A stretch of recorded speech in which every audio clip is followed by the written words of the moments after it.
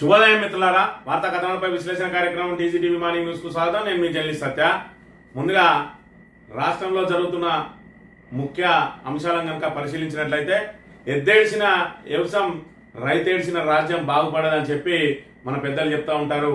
కానీ రేవంత్ రెడ్డి ప్రభుత్వం అధికారం చేపట్టినప్పటి నుంచి కూడా రైతులు మరి నానా యాతలు పడుతున్న పరిస్థితి మనం ఇక్కడ ప్రధానంగా గమనించవచ్చు. ఒకవైపు ఇక్కడ పెట్టుబడి సాయం అందక, మరోవైపు రుణమాఫీ చేస్తా అని చెప్పి ఆశల పల్లెకిలో ఊరేగించి మరి సగానికే సాప చుట్టేసి ఈ రోజు చూసుకున్నట్టయితే మరి ఇక్కడ కరెంటులో అష్ట కష్టాలు పడుతూ, అదేవిధంగా సాగునీరు లేక గోదావరిని ఎడారిగా మార్చి మరి ఇక్కడ నానా ఇబ్బందులు పెట్టి మరి ఇక్కడ బోనస్ను బోగస్ చేసి ఏదైతే మరి ధాన్యం కొనుగోలు కేంద్రాల్లో సకాలంలో ధాన్యం కొనుగోలు చేయక అకాల వర్షాలతోటి మరి నానా తంటాలు పడుతున్న వేళ మరి ఇక్కడ ఏదైతే భూసేకరణ పేరుతోటి, ఏదైతే ఫ్యాక్టరీల పేరుతోటి, ఫార్మాసిటీల పేరుతోటి మరి ఇక్కడ నానా ఇబ్బందులకు గురి చేస్తా ఉన్నాడు.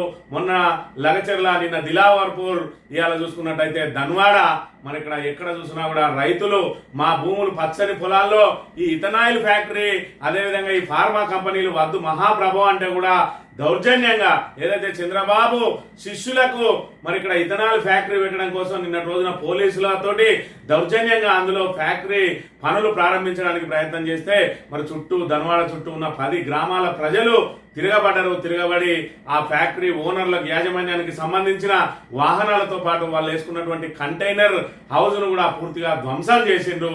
మరి ఆ తర్వాత సాయంత్రం పూట ఊళ్ళ మీద పడి మరి ఇక్కడ ఆ రైతులను నానా భయభ్రాంతులకు గురి చేస్తూ దొరికినట్టు అరెస్ట్ చేస్తే మహిళలు, పిల్లలందరూ కూడా పొలాల్లో తలదాచుకుంటా ఉన్నారంటే మరి ఇక్కడ రైతుల పట్ల రేవంత్ రెడ్డి ప్రభుత్వానికి ఏ రకంగా చిత్తశుద్ధి ఉన్నదనే విషయాన్ని మనం ఇక్కడ ప్రధానంగా గమనించవచ్చు. ఇక నిన్న జరిగిన మరో ప్రధాన సంఘటన కనుక చూసుకున్నట్టయితే, బెంగళూరు రాయల్ ఛాలెంజర్స్ 18 సంవత్సరాల తర్వాత ఐపీఎల్ కప్ గెలిచిందని చెప్పి మరి ఇక్కడ బెంగళూరు క్రికెట్ అసోసియేషన్ తరఫున మరి ఇక్కడ విక్టరీ యాత్ర ఒకటి ఏర్పాటు చేసిండ్రు. మరి అది చూసుకున్నట్టయితే కేవలం ప్రైవేట్ ఫ్రాంచైజీకి సంబంధించిన ఆ జట్టు, దానికి మరి అది గెలుచుకునేదో ప్రపంచ కప్ కాదు, మరి అదేదో 2020 కప్ కాదు, లేదంటే మరి ఇంకా ఏదైతే దేశీయంగా ఉండే రాష్ట్రాల మధ్య జరిగిన పోటీ కూడా కాదు. ఒక ప్రైవేట్ ఫ్రాంచైజీ గెలుచుకున్న దానికి అత్యుత్సాహంతో అక్కడ విక్టరీ కార్యక్రమాన్ని ఏర్పాటు చేస్తే లక్షలాది మందిగా జనం తరలి వచ్చిర్రు. చిన్నస్వామి స్టేడియంలో మరి తొక్కిసలాట జరిగితే సుమారు 11 మంది మృత్యువాత పడ్డారు. 33 మందికి పైగా తీవ్ర గాయాలతోటి ఆసుపత్రిలో చికిత్స పొందుతా ఉన్నారు. దీనికి అంతటి కూడా మరి అక్కడ కర్ణాటక ఉప ముఖ్యమంత్రి డీకే శివకుమారే ప్రధాన కారణం. ఒకవైపు పోలీసులు ఏదైతే అభిమానులను అదుపు చేయడం వీలు కాదు అని చెప్పి అక్కడ కార్యక్రమ నిర్వహణకు మరి ఇక్కడ వాళ్ళు అభ్యంతరం తెలిపినా కూడా డీకే శివకుమార్ పట్టుబట్టి ఆ కార్యక్రమాన్ని నిర్వహించి మరి ఇక్కడ ఈ రోజు 11 మంది చావులకు గురైనరు. మరి ఇక్కడ రేవంత్ రెడ్డి ఫిలాసఫీ ప్రకారం చూసుకున్నట్టయితే మరి ఇక్కడ ఖచ్చితంగా అక్కడ డీకే శివకుమార్ మీద, లేదంటే మన జట్టుకు సంబంధించిన మరి కోహ్లీ మీద, వారందరి మీద కూడా మరి పుష్ప 2 సినిమాకు సంబంధించి సంజయ్ థియేటర్ లో ఏ విధంగా అయితే తొక్కిసలాట జరిగిందో మరి ఇక్కడ ఒక మహిళ చనిపోయింది. మరి అక్కడ ఒక రోజంతా కూడా అల్లు అర్జున్ ను జైల్లో పెట్టిండు. ఈ రోజు డీకే శివకుమార్ ను, కోహ్లీని కూడా మరి ఇక్కడ ఈయన ఫిలాసఫీ ప్రకారం చూసుకున్నట్టయితే జైల్లో పెట్టాల్సిన పరిస్థితి.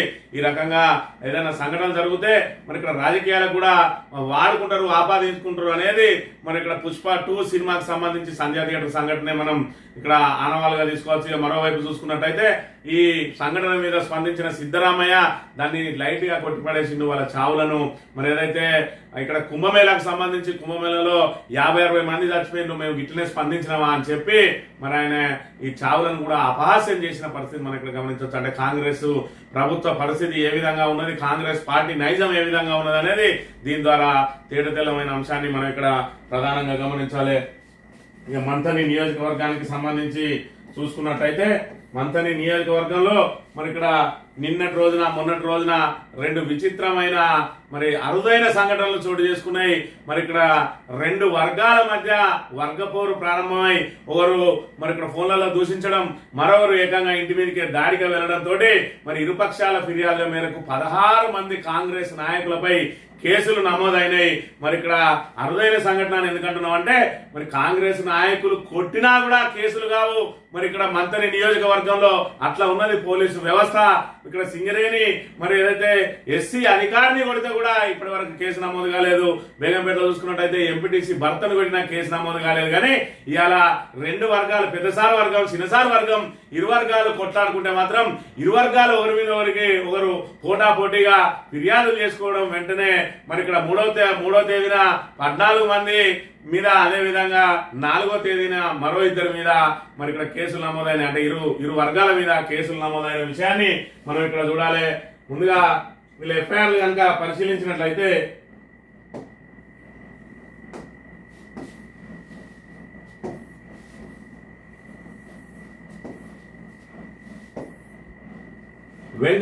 బర్ల వెంకటలక్ష్మి ఇచ్చిన ఫిర్యాదు మేరకు మరి 3వ తేదీన రామగిరి పోలీస్ స్టేషన్లో red with 189/2, red with 191/2, red with 329/4, red with 296/B, red with 115/2, red with 351/2, red with 190 BNS. అబ్బో, ఇన్ని సెక్షన్ల కింద కేసులు నమోదైనవి. ఎవరెవరి మీద అయినాయి అంటే గొర్రె నరేష్, గిరవేన రాకేష్, చిన్న మహేష్, కాల్వ శ్రీనివాస్, బెల్లం శ్రీనివాస్, తొట్ల ప్రసాద్, ఎరవేన అజయ్, పుల్లెల కౌరయ్య, గాజుల వెంకటేష్, గాజుల అభిరామ్, పులి వెంకటసాయి, పులి వినయ్, తొగరి చంద్రయ్య, బండారి శివ అండ్ అదర్స్. అంటే ఇంకా ఉన్నారు.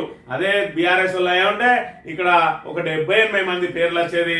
మరి ఇప్పటి వరకు కూడా వాళ్ళు పోలీస్ స్టేషన్లో మగ్గుతా ఉండేవాళ్ళు. మరి ఇరు వర్గాలు ఆధిపత్య పోరుతోటి మరి ఇక్కడ పోట్లాడుతా ఉన్నారు. వర్గాలు ఎక్కడా అంటే పెద్దసార్ల వర్గం, చిన్నసార్ల వర్గం.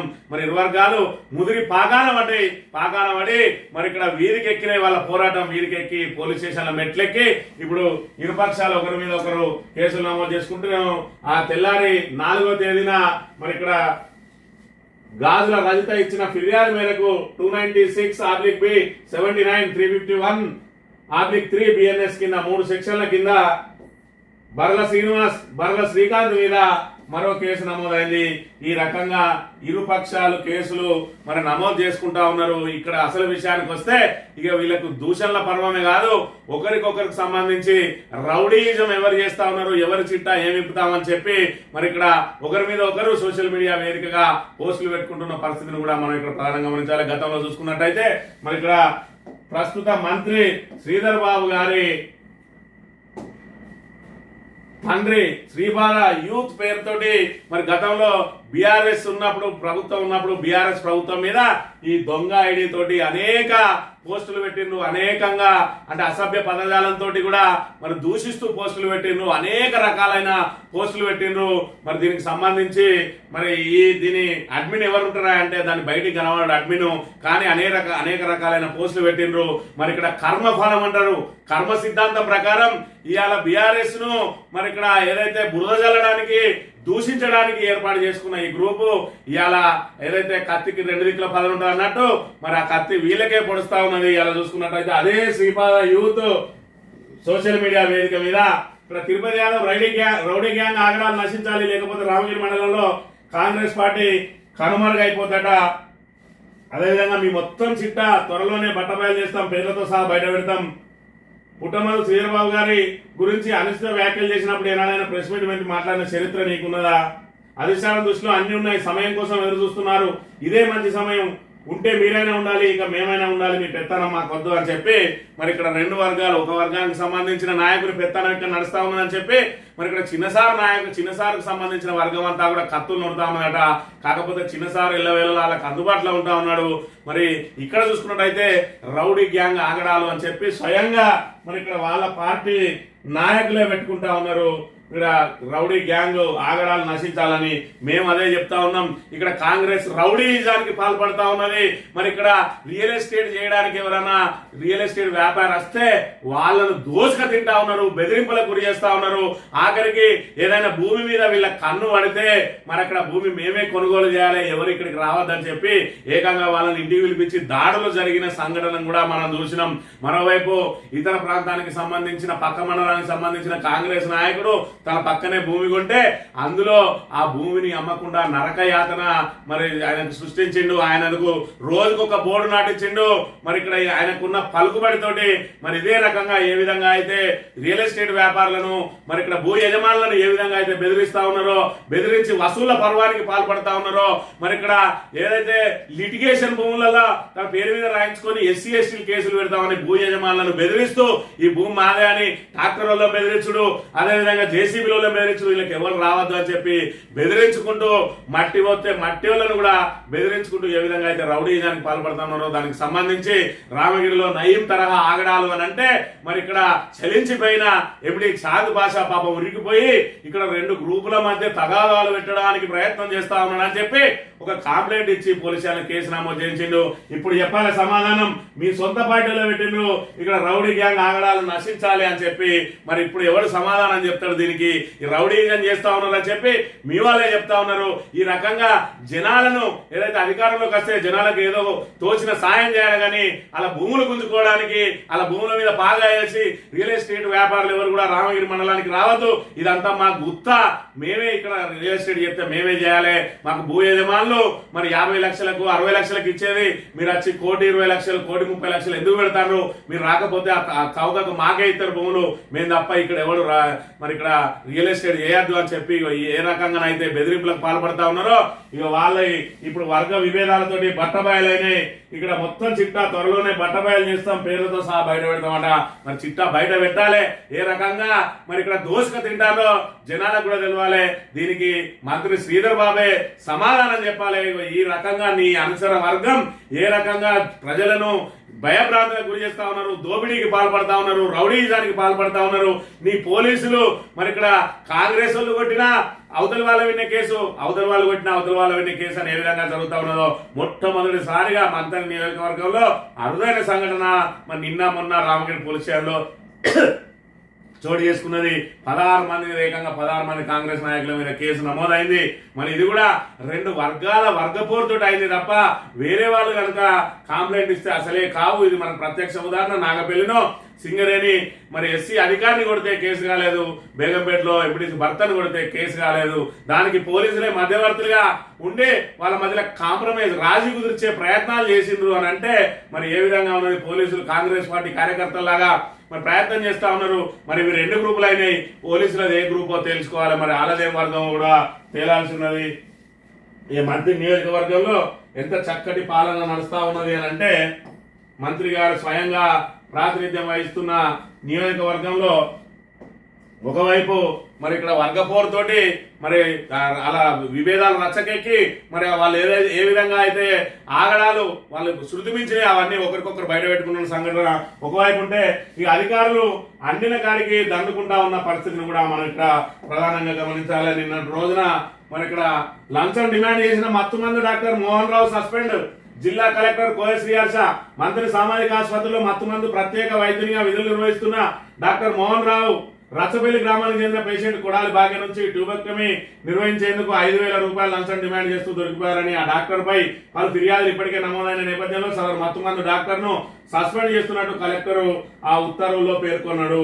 మరి ఇక్కడ చూసుకుంటే నిన్నటి రోజున ఆర్డర్ రిలీజ్ అయింది. ఇక్కడ మరి 4/6/2025 రోజున medical officer community health centre మంత్రికి సంబంధించి ఇక్కడ ఆర్డర్ రిలీజ్ చేసిండ్రు. ఆయన సస్పెండ్ చేస్తూ ఉత్తర్వులు జారీ చేసిండ్రు. అంటే మంత్రి ప్రభుత్వ ఆసుపత్రి మీద మరి ఇక్కడ నియంత్రణ ఏ విధంగా ఉన్నది? మన మంత్రి గారికి స్వయంగా మంత్రి గారి నియోజకవర్గ కేంద్రంలోనే అధికారులు ఈ రకంగా పేద ప్రజల రక్త మాంసాలను మరి ఇక్కడ పంచక తింటా ఉన్నారు.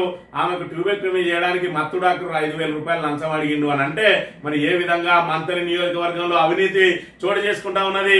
ఈ చీకటి పాలన వీళ్ళకి ఏది అవసరం లేదు. మరి ఇక్కడ మా శ్రీధర్ బాబు అండ్ కోక్ ఏది అవసరం లేదు.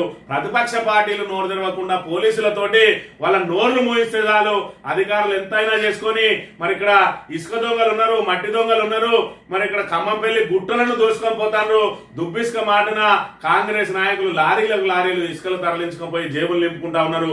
ఎంతైనా దోచుకొని ఏం పర్వాలేదు, కానీ నేను మళ్ళీ ఎలక్షన్లలో గెలవాలి. నేను గెలవాలంటే ప్రతిపక్ష పార్టీ అనేది లేకుండా చేయండి, సరిపోతుంది. మీరు ఎంత దోచుకుని అని చెప్తే మరి ఆ దోచుకునే ఏదైతే ఈ కాంగ్రెస్ నాయకులు ఏమేమి దోసుకుంటున్నారో వీళ్ళు చూస్తున్నారు కాబట్టి అక్కడికి అధికారులు కూడా దోపిడీకి పాల్పడరు. మరి నిరుపేద కుటుంబానికి సంబంధించిన వాళ్ళే ప్రభుత్వ ఆసుపత్రికి వస్తారు, వాళ్ళ దగ్గర కూడా 5,000 లంచం తీసుకున్నారు ఈ నీచులు అని అంటే మరి ఇక్కడ మంతనిలో పరిపాలన ఏ విధంగా ఉన్నది, మంతని నియోజకవర్గం మీద మరి శ్రీధర్ బాబు గారికి పట్టు ఏ విధంగా ఉన్నది. మరి అక్కడ హైదరాబాద్ చుట్టూనే తిరుగుతూ ఎప్పుడో చుట్టం సూపుగా ఇక్కడ వస్తే మంత్రిలో అస్తవ్యస్త పరిపాలన సాగుతా ఉన్నదానికి నిదర్శనం ఇది అనే విషయాన్ని మనం ఇక్కడ ప్రధానంగా గమనించాలి. వార్తా కథనాలను కనుక చూసుకున్నట్టయితే ముందుగా నమస్తే తెలంగాణలో రైతన్నలపై సర్కార్ దౌర్జన్యం, పంట పొలాలను చెరబడుతున్న కాంగ్రెస్ ఏలుబడిలో గుండెమండిన రైతు మరలబడుతున్న దృశ్యం. మొన్న లగచర్ల, నిన్న దిలావర్పూర్, ఇలా పెద్దదన్వాడ, పేరేదైనా కానీ ఊరూరా అదే జనాగ్రహం. పచ్చని సాగును ఫార్మా కంపెనీల కోసం, ఇథనాల్ ఫ్యాక్టరీల కోసం బలిపెడుతున్నది కాంగ్రెస్ ప్రభుత్వం.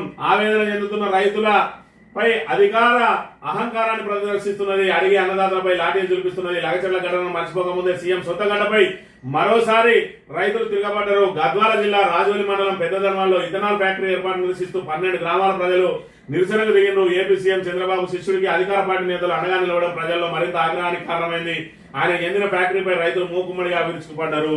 మరి ఇక్కడ చూసుకున్నట్టయితే ఇథనాల్ ఫ్యాక్టరీకి సంబంధించి మా గ్రామాల్లో ఇథనాల్ ఫ్యాక్టరీ అవసరం లేదు, ఆ కాలుష్యాన్ని మేము భరించలేము, మా పచ్చని పొలాలను నాశనం చేయొద్దు అని చెప్పి మన గ్రామాలకు సంబంధించిన ప్రజలందరూ కూడా నిరసనలు వ్యక్తం చేస్తా ఉంటే మరి నిన్న పోలీసు బందోబస్తు తోటి తీసుకొచ్చి వాళ్ళు బాజాప్తా పనులు ప్రారంభించడానికి వాహనాలు, అదే విధంగా కంటైనర్లను తీసుకొచ్చి కంటైనర్ హౌజులు అక్కడ పెట్టుకొని పనులు ఏదైతే ప్రారంభం చేసారో చుట్టూ 10 గ్రామాల ప్రజలు, పెద్దదన్వాడ చుట్టూ ఉన్న 10 గ్రామాల ప్రజలు తిరగబడ్డారు. కడుపు గాలిన రైతు తిరగబడితే ఏ విధంగా ఉంటుంది అనేది నిన్న రోజున తేట తెలవైంది.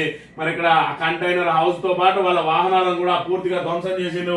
ఈ రకంగా కంటైనర్ హౌస్ ను మరి ఇక్కడ పూర్తి స్థాయిలో ధ్వంసం చేసి తమ నిరసనను వ్యక్తం చేసిండ్రు. ఆ తర్వాత మీరు చట్టపరంగా ఎన్ని కేసులను పెట్టుకోండి, కానీ మా కడుపులో మరి ఏదైతే మా కడుపు గాలే పనులు మీరు చేపట్టవద్దు.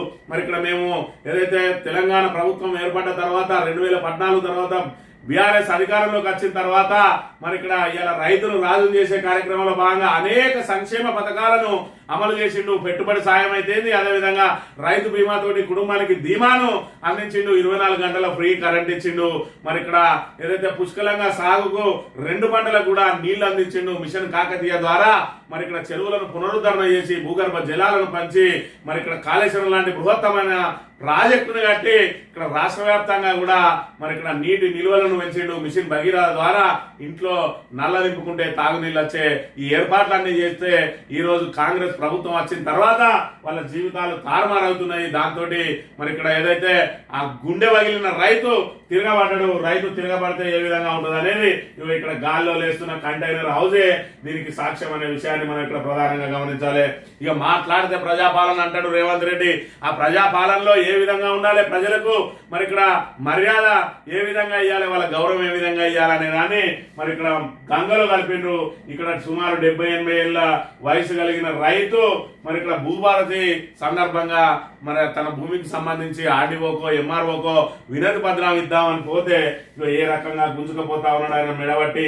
నిన్న రోజున ఇది మొత్తం సోషల్ మీడియాలో వైరల్ గా మారింది. దాంతో రాష్ట్ర వ్యాప్తంగా మరి ఇక్కడ నెటిజన్లతో పాటు ప్రజలందరూ కూడా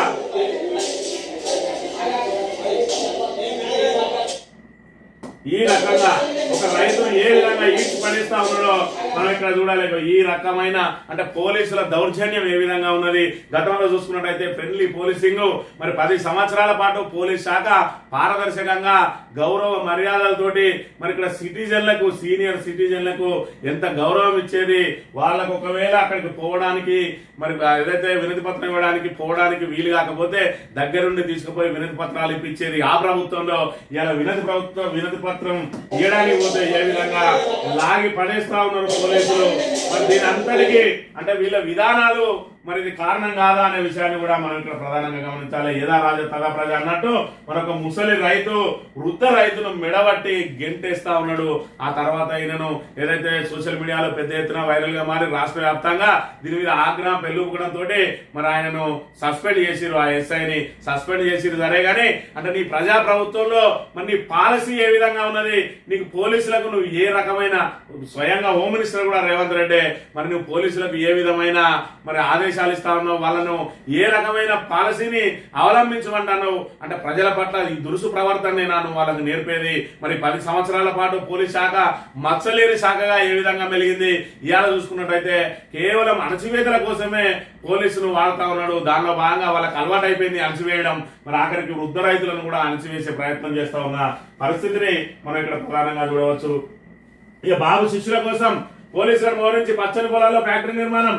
ఆంధ్ర కంపెనీకి కాంగ్రెస్ సర్కార్ రాజపడ్డ ప్రాణాలు తీసే ఇథనాల్ కంపెనీ వద్దను తిరగబడ్డ రాజోలి మండలం అన్నదాతలు. యజమాని సిబ్బందిని తరిమికొట్టిన రైతులు. ఫ్యాక్టరీ కంటైనర్ నిప్పు, వాహనాల ధ్వంసం. మరి ఇక్కడ పచ్చని పొలాల్లో ఫ్యాక్టరీలు వద్దు అని చెప్పినప్పుడు అక్కడ ప్రజల నుంచి ప్రజాభిప్రాయ సేకరణ చేసి ప్రజలను మరి ఒప్పించి మెప్పించి లేదంటే ఆ ఇథనాల్ ఫ్యాక్టరీనే మరి ఊరికి దూరంగా పచ్చని పొలాల్లో కాకుండా అక్కర్రాని భూములు ఏవైతే ఉంటే దానిలో మరి నెలకొల్పాల్సింది పోయి మరి ఇక్కడ చంద్రబాబు శిష్యులు కాబట్టి మరి నేను కూడా శిష్యునే కాబట్టి మనం బాయ్ బాయ్ అని చెప్పి పోలీసుల పహార మధ్య అక్కడ ఫ్యాక్టరీ పనులు చేపట్టడానికి ప్రయత్నం చేస్తే మరి ఇక్కడ ఏదైతే రైతులందరూ కూడా తిరగబడ్డ పరిస్థితి. మరి ఇక్కడ పిల్లిని కూడా రూమ్లు వేసి కొడితే అది తిరగబడుతుందట. ఆ రకంగా రైతులు విసిగి వేసారిపోయి ఆఖరికి మరి ఏది దొరుకుతుంది రోకల్ బండ, మరి ఇక్కడ కట్టే, మరి ఏది దొరుకుతుంది ఈలపీట పట్టుకొని మరి ఇక్కడ పోరుబాటకు వచ్చిండు. గతంలో చూసుకున్నట్టయితే మరి ఇక్కడ ఏదైతే సాయుధ రైతాంగ పోరాటం ఏ విధంగా సాగిందో మరి నిన్నటి రోజున ఇథనాల్ ఫ్యాక్టరీకి వ్యతిరేకంగా కూడా అదే రీతిలో రైతులు చేతిలో మరి ఏ ఆయుధం దొరుకుతా ఆయుధం పట్టుకొని వచ్చి అవన్నింటినీ కూడా ధ్వంసం చేసి తమ నిరసనను మరి ఇక్కడ ప్రభుత్వానికి తెలియజేసిండు. మరి వాళ్ళ మీద కేసులు పెట్టి వేధించడం కాకుండా రైతులందరూ 10 గ్రామాల రైతులు ఏకతాటి మీదకి వచ్చిన అంటే దాని మీద ఎంత వ్యతిరేకత ఉన్నదనేది అర్థం చేసుకుని వాళ్ళ అభిప్రాయాన్ని గౌరవించి మళ్ళొకసారి మరి ప్రజాభిప్రాయ సేకరణ చేపట్టి ప్రజల అభీష్టం మేరకు ప్రభుత్వాలు నడుచుకోవాలి. కానీ మరి ఇక్కడ ప్రభుత్వాలు ప్రజల మీద ఇలాంటివి మరి ఇక్కడ ప్రాణహాని కలిగిన కంపెనీలను తీసుకొచ్చి రుద్దుతా అంటే ఇక్కడ ప్రజలు మళ్ళీ మిమ్మల్ని అధపాతాళానికి తొక్కడానికి మరి 3 ఏళ్ల సమయమే ఉన్నది అనేది గుర్తు చేసుకోవాలి. ఆ భూములపై ఆశలు వదులుకోండి. ఎంకపల్లి రైతులకు ఆర్డీఓ స్పష్టీకరణ. అది ప్రభుత్వ భూములైన ప్రకటన. గోశాలకు భూములు ఇచ్చే ప్రసక్తే లేదు. సర్కారుకు తెలిసి చెప్పిన దళిత రైతులు భూములకు పోలీసు బలగాల కాపలా. దుక్కుతున్నుతున్న అన్నదాత అరెస్టు. రైతులకు మద్దతుగా బీఆర్ఎస్ సిపిఎం అని చెప్పి మరి ఇక్కడ ఏదైతే ఎంకపల్లికి సంబంధించి మరి గండిపేటలో ఉన్నటువంటి గోశాలను తీసుకొచ్చి ఎంకపల్లి పెడతామని చెప్పి మరి ఎంకపల్లిలో 50-60 సంవత్సరాల నుంచి రైతులు ఏదైతే దళిత రైతులు సాగు చేసుకుంటా ఉన్నారో సుమారు 99 ఎకరాల భూమిని ఆ భూమిని తీసుకొని ఇవాళ గోశాలకు, అది కూడా ప్రైవేటు వాళ్ళ గోశాలలకు ఆ భూములు కేటాయిస్తామని చెప్పి మరి ఇక్కడ ప్రయత్నం చేస్తా ఉన్నాం. నిన్నటి రోజున ఆర్డీఓ వస్తే మరి ఇక్కడ మీరు దున్నుకునే భూములు అయితే మేము తీసుకోమని కలెక్టర్ హామీ ఇచ్చిండు. ఆర్డీఓ మాత్రం ఇవన్నీ ప్రభుత్వ భూములే బరాబర్ తీసుకునే అని చెప్పి ఇక్కడ స్పష్టం చేసిండు. దాంతో అక్కడ ఒక రైతు దున్నుకుంటా ఉంటే ఆయనను కూడా అరెస్ట్ చేసి మరి ఆ భూములకు పోలీసు వాళ్ళని కాపలా పెట్టిండు. ఇవాళ రాష్ట్ర ప్రభుత్వం అంతా కూడా పోలీసు రాజ్యం నడిపిస్తా ఉన్నది. పోలీసు బూటు కాళ్లతోటి మరి ఇక్కడ అణచివేతలకు పాల్పడతా ఉన్నది, దమనకాండకు పాల్పడతా ఉన్నది. మరి ఎక్కడ చూసినా రైతులు మరి ఏ విధంగా ఇబ్బందులు పడుతున్నారు. ఇక్కడ మరి గతంలో చూసుకున్నట్టయితే లగచెర రైతులు కానీ అదే విధంగా మరి ఏ రైతులు ఎన్ని రకాలుగా ఇబ్బందులు పడరు అనేది మనం పనివాడ చూసినాం. ఇక్కడ దిలావర్ పూర్లో అయితేంది, ఇప్పుడు నిన్నటి రోజున పెద్దదాని వాళ్ళు అయితేంది, మరి అదే విధంగా ఇప్పుడు ఎంకపల్లిలో అయితేంది. ఎక్కడ చూడు భూసేకరణ పేరుతోటి రైతుల మరి పచ్చని పొలాలను లాక్కునే ప్రయత్నం చేస్తా ఉన్నది. రైతులకు మరి ఇక్కడ మరిన్ని సౌకర్యాలు కల్పించి సాగు విస్తీర్ణం పెంచే ప్రయత్నం చేసి మరి ఇక్కడ భారతదేశంలోనే నెంబర్ 1 గా వ్యవసాయంలో నెంబర్ 1 గా కేసీఆర్ తీర్చిదిద్దితే ఇవాళ రైతు రాజుగా కాలు మీద కాలేసుకుని బతుకుతున్న పరిస్థితులలో వాళ్ళను మళ్ళీ వలసవాదులుగా మార్చే ప్రక్రియ మరి ఇక్కడ సాగుతున్నదనే విషయాన్ని కూడా మనం చూడవచ్చు. 2 దశల్లో జనగణన. జనాభా లెక్కలతో పాటే కులగణన కూడా. కాశ్మీర్, లడాక్, ఉత్తరాఖండ్, హిమాచల్లో 2026 అక్టోబర్ 1 నుంచి తొలి విడత గణన. 2027 మార్చి 1 నుంచి మిగతా ప్రాంతాల్లో. కేంద్ర హోంమంత్రిత్వ శాఖ కీలక ప్రకటన. జనగణన ప్రకటనతో డీలిమిటేషన్ పై ఆందోళన వ్యక్తం చేస్తున్న దక్షిణాది రాష్ట్రాలు. జనాభా కట్టడితో లోక్సభ స్థానాల గణడి అని చెప్పి మరి ఇక్కడ జనగణనకు లైన్ క్లియర్ అయిపోయింది. అక్టోబర్ 1 నుంచి అంటే 2026 అక్టోబర్ 1 నుంచి మరి ఇక్కడ జనగణనతో పాటే కులగణన చేపట్టాలని, అదేవిధంగా 2వ విడత 2027 మార్చి 1 నుంచి మరి ఇక్కడ కులగణన జనగణన చేపట్టి ఆ జనగణన ఆధారంగా డీలిమిటేషన్ ప్రక్రియ చేపట్టబోతా ఉన్నారు. అందులో భాగంగా దక్షిణాది రాష్ట్రాలకు ఎంపీల సంఖ్య తగ్గే అవకాశం ఉన్నది. ఎందుకు తగ్గే అవకాశం ఉన్నది అని అంటే మరి గతంలో ఏదైతే కేంద్ర ప్రభుత్వం మరి అప్పుడు మనకు ఒక పిలుపునిచ్చింది, మరి 2 చాలు అని ఇద్దరికి ఆపరేషన్ చేసుకోవాలని మరొక పిలుపునిచ్చింది. ఒక్కరు చాలు, ఒక్కరు ముద్దు ఇద్దరు హద్దు అని చెప్పి ఏదైతే చెప్పిందో ఆ ఆపరేషన్లు మరి కుటుంబ నియంత్రణ కోసం దక్షిణాది రాష్ట్రాలన్నీ కూడా విప్లవాత్మకంగా తీసుకొని మరి ఇక్కడ వాళ్ళకు ప్రోత్సాహకాలు ఇచ్చి జనాభా నియంత్రణకు ప్రయత్నం చేస్తే ఇవాళ ఉత్తరాదిలో జనాభా పెరిగింది, దక్షిణాదిలో జనాభా తగ్గింది. ఈ జనాభా ప్రాతిపదికన కనుక డీలిమిటేషన్ చేస్తే మనకు ఎంపీల సంఖ్య తగ్గే అవకాశం ఉన్నది.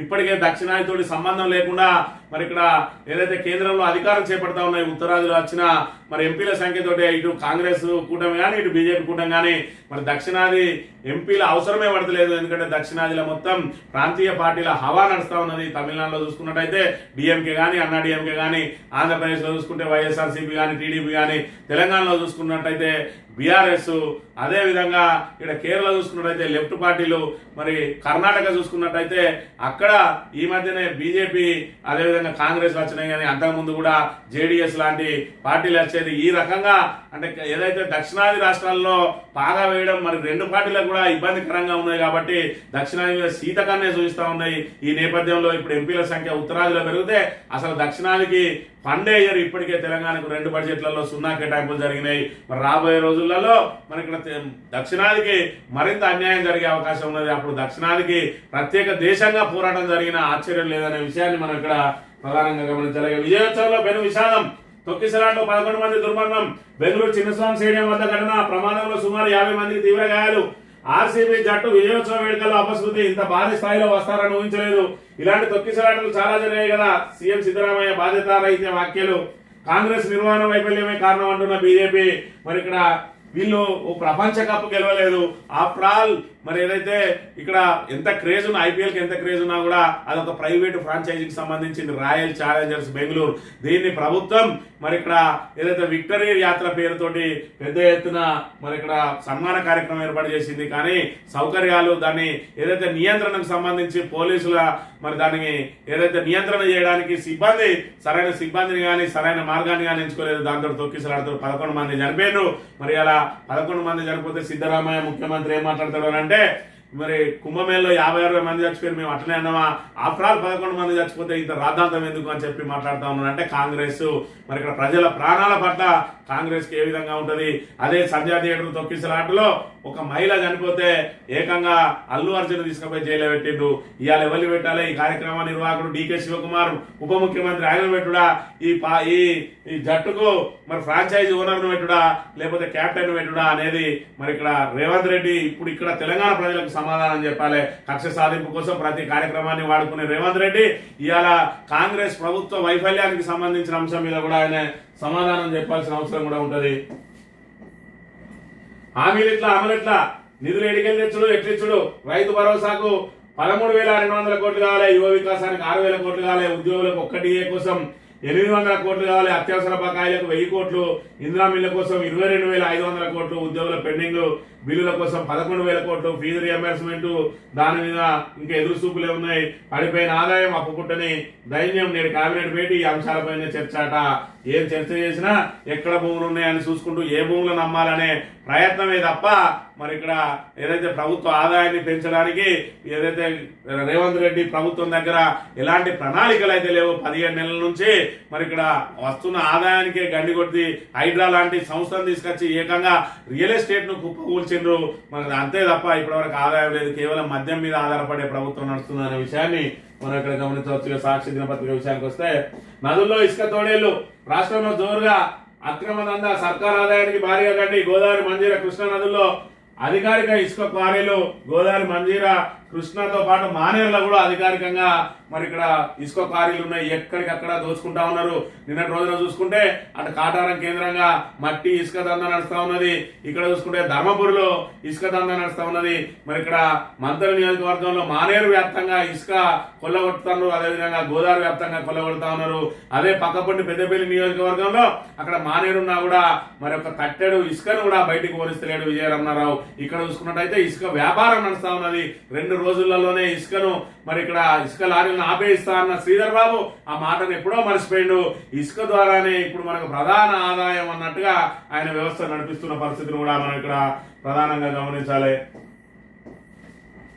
ఉద్యోగుల సమస్యల పరిష్కారం మా బాధ్యత, మంత్రివర్గ సమావేశంలో నివేదిక సమర్పిస్తాం.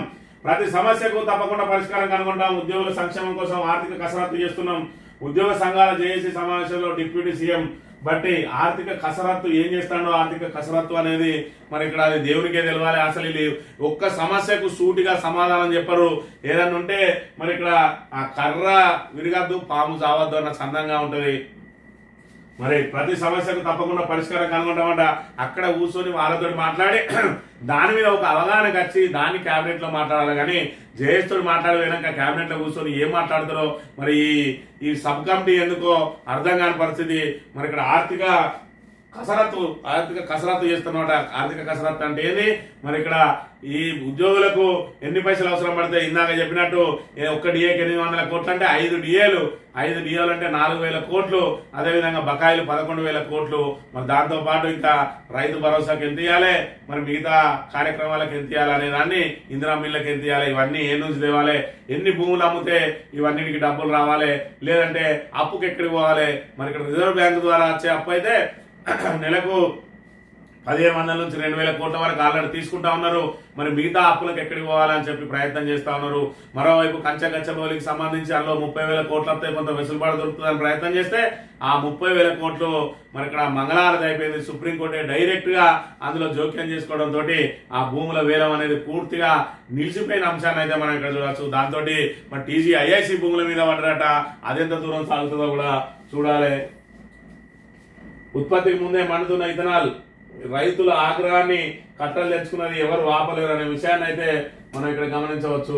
ఈ ఆంధ్రజ్యోతి విషయానికి వస్తే విజయోత్సవంలో ఘోర విషాదం అని చెప్పి దీనికి సంబంధించిన వార్త. ఇక స్థానిక ఎన్నికలపై నేడు స్పష్టత. కేబినెట్ లో నిర్ణయం తీసుకునే ఛాన్స్. భూభారత్ చట్టంలో పలు సవరణలు, రిజిస్ట్రేషన్, స్లాట్ బుకింగ్, ఫీజులు వసూలు, సాదా బైనామా అంశాలపై మంత్రివర్గంలో చర్చ. ఉద్యోగులు, రైతాంగ సమస్యలపై తుది నిర్ణయం. హ్యామ్ రోడ్ల నిర్మాణ విధానంలో మార్పులు, కాళేశ్వరంపై విజిలెన్స్ కమిషన్ సిఫార్సులపైన కూడా చర్చ జరుగుతాట. 3 డిఏలు వెంటనే ఇవ్వండి, మిగతా 2 డిఏలు PRCలో కలపండి, PRC ఫిట్మెంట్ 51% ఇవ్వండి, సప్లిమెంటరీ బిల్లులు ఒకే దఫాలో క్లియర్ చేయండి, హెల్త్ కార్డుల అంశాన్ని త్వరగా తెల్చండి. మంత్రివర్గ ఉపసంఘానికి ఉద్యోగ జేఏసీ విజ్ఞప్తి. పదవి విరమణ వయస్సు పెంపు వద్దన్న నేతలు. మరి ఇక్కడ పదవి విరమణ వయసును 1 సంవత్సరం పాటు వాయిదా వేసుకుందామని, ఇంకొక సంవత్సరం పెంచుదామని రేవంత్ రెడ్డి ప్రయత్నం చేస్తా ఉన్నాడు. దానికి ఎవరు కూడా సుముఖంగా లేరు. మరి 58 సంవత్సరాల నుంచి 61 సంవత్సరాలకు పెంచిండు కేసీఆర్. దాన్ని మాత్రం అప్పటి ప్రభుత్వ అధికారులందరూ కూడా స్వాగతించిండ్రు.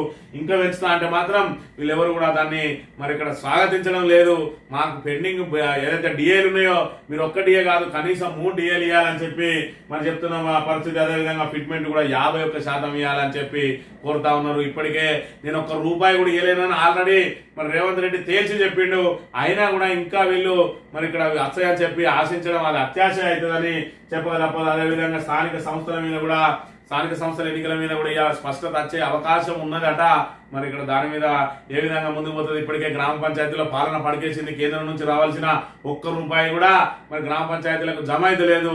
దానికి కారణం మరి ఇక్కడ ఏదైతే సంవత్సరంన్నర నుంచి ఇక్కడ స్థానిక సంస్థలు, గ్రామ పంచాయతీల పాలక వర్గాలు నిర్వీర్యం అయిపోవడమే. కనీసం ఫంక్షన్ ఇన్ఛార్జ్ ఇచ్చినా కూడా మరి ఇక్కడ అక్కడి నుంచి నిధులు వచ్చే అవకాశం ఉండే, అది కూడా లేకపోవడంతో కేంద్ర ప్రభుత్వం నుంచి వచ్చే నిధులన్నీ ఆగిపోయినాయి. దాంతో మరి ఇక్కడ స్థానిక సంస్థల ఎన్నికలు నిర్వహించడం అనివార్యంగా మారింది ప్రభుత్వానికి. ఒకవైపు 42% రిజర్వేషన్, బీసీలకు రిజర్వేషన్ అమలు చేసిన తర్వాతనే స్థానిక సంస్థల ఎన్నికలు నిర్వహిస్తామన్నారు. దాంతో లేచిన కులగణన అది పూర్తిగా చెత్తబుట్టల పాలైంది.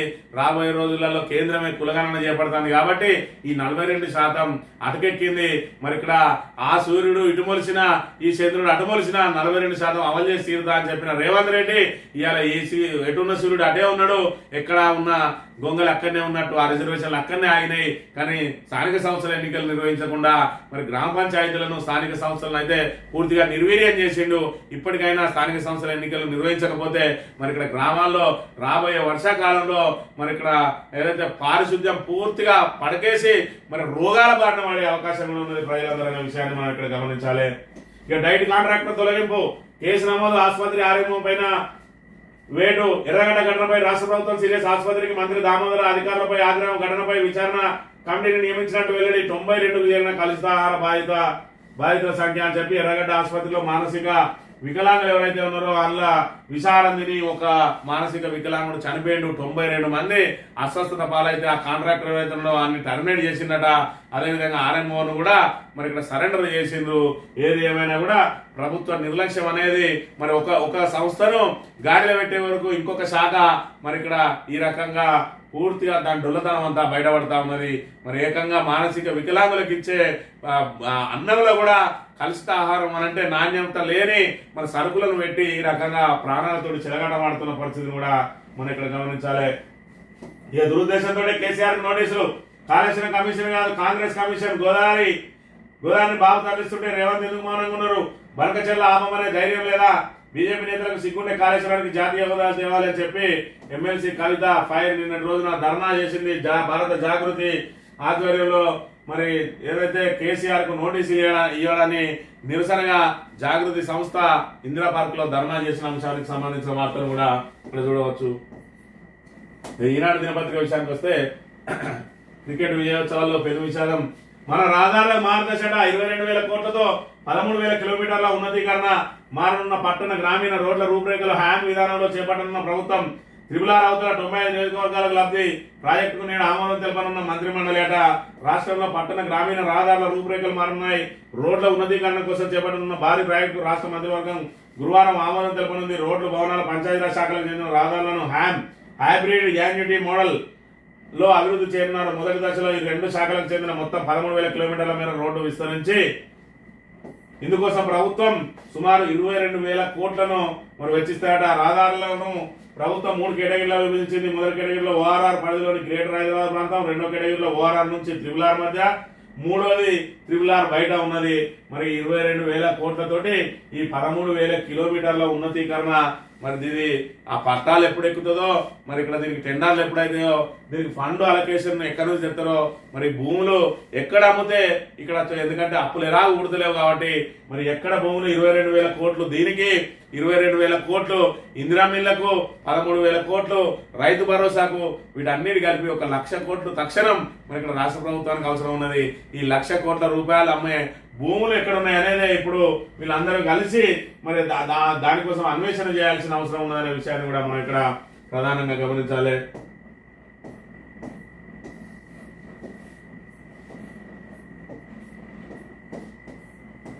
ఇథనాల్ పరిశ్రమపై పెళ్లికి ఆగ్రహం, ఏర్పాటు వ్యతిరేకిస్తూ కంపెనీ సామాగ్రి ధ్వంసం, కంటైనర్ ధ్వంసం.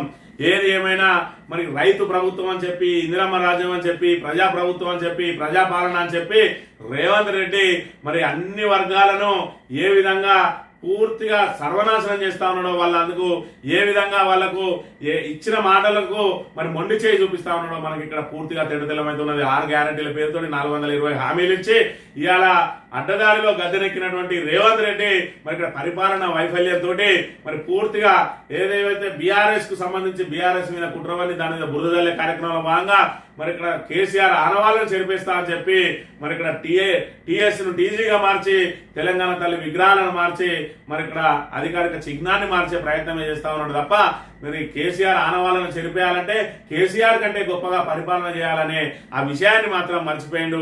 ఇలా కాళేశ్వరం లాంటి బృహత్తరమైన ప్రాజెక్టును కడితే దాన్ని వాడుకొని మరి ఇక్కడ రైతులకు పంటలు పండించడానికి మరి ఇక్కడ ఏదైతే తెలంగాణను సస్యశ్యామలం చేయడానికి వాడుకోవాల్సిన ఆ కాళేశ్వరం ప్రాజెక్టు కుట్రలకు వాడుకుంటూ ఇలా గోదావరిని ఎడారిగా మార్చి మరి కమిషన్ల పేరుతోటి మరి ఇక్కడ ఏదైతే ఆ గత ప్రభుత్వ ప్రజాప్రతినిధులను వేధించే ప్రయత్నం చేస్తా ఉన్నారు.